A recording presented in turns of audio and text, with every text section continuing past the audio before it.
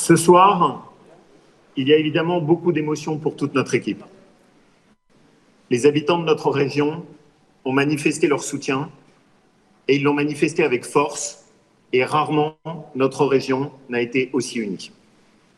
J'ai connu aussi les soirs où il faut être capable de se remettre en question. Et je n'ai pas oublié les leçons que j'en ai tirées. Et ce soir, je suis d'autant plus touché par la générosité avec laquelle les habitants de notre région ont manifesté leur soutien. C'est un moment très fort. Mais cette victoire franche, elle nous rappelle aussi une leçon essentielle en politique. On gagne toujours à rester fidèle à ce qu'on est et aux principes qu'on s'est fixés. En politique, je me suis fixé un cap clair. Je m'y suis toujours tenu et je m'y tiendrai. Et la victoire de ce soir, c'est la victoire d'un cap clair. Bien, on est très heureux que les électrices et les électeurs nous ont fait confiance et je souhaite les remercier infiniment pour cette confiance qui nous oblige bien évidemment à nous remettre au travail très rapidement. Effectivement, c'est un score historique. Cela montre, je crois, que ce que nous avons fait pendant les 5 dernières années, d'être au plus près du territoire, d'être efficace pour accompagner des projets de maisons de santé, des écoles, a payé. Tout cela avec une région bien gérée, sans augmentation de fiscalité, en diminuant notre endettement. Nos concitoyens ne s'y sont pas trompés, ils nous ont redonné leur confiance. Nous allons continuer à porter nos idées, notre projet, à montrer que nous sommes capables de rassembler et que nous sommes là aussi la force qui est capable de défendre des idées républicaines.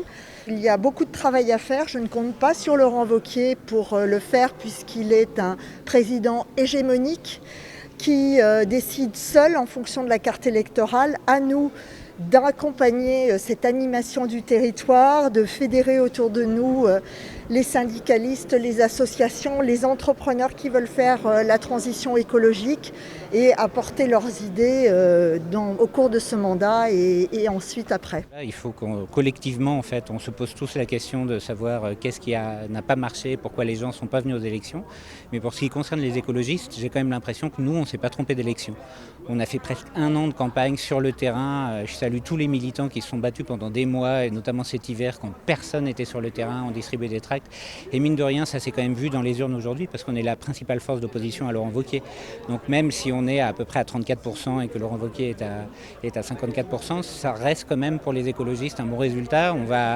On va faire plus que doubler, presque tripler le nombre d'élus au conseil régional. Donc l'opposition commence aujourd'hui en fait. J'ai quand même 2 regrets fondamentaux.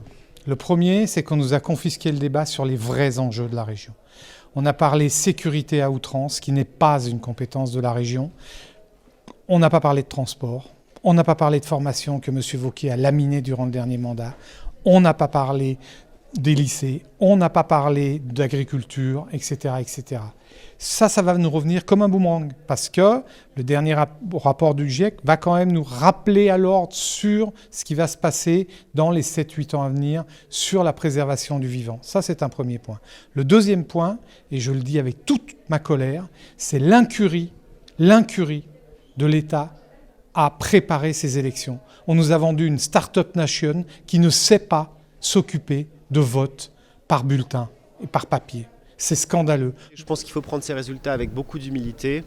On a une abstention qui est encore record, malgré tous les appels. On a un gouvernement qui n'a pas envoyé avec de meilleurs résultats les professions de foi. On a un Laurent Wauquiez qui a refusé tout débat. Donc je crois que la clé finalement de ce scrutin, c'est une assemblée régionale qui est avec une légitimité de moins en moins importante. 80% des jeunes se sont abstenus, plus de 72% des ouvriers se sont abstenus. Je pense que c'est ça véritablement, en tout cas le sujet sur lequel il faudra travailler pour connaître les raisons d'une telle crise démocratique locale dans notre pays. Force est de constater que nos scores ne sont pas bons. Pourquoi ? Pour les mêmes raisons que la semaine dernière, c'est-à-dire que notre électorat ne s'est pas déplacé.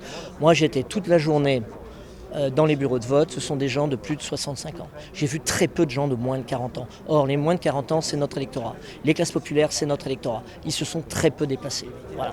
Alors, d'un côté, à nous de nous poser la question pourquoi nous n'avons pas réussi à les faire se déplacer. Je pense qu'il y a peut-être une remise en question stratégique qui est à faire dans ce domaine-là, mais également constater que tout a été fait pour que l'abstention soit importante.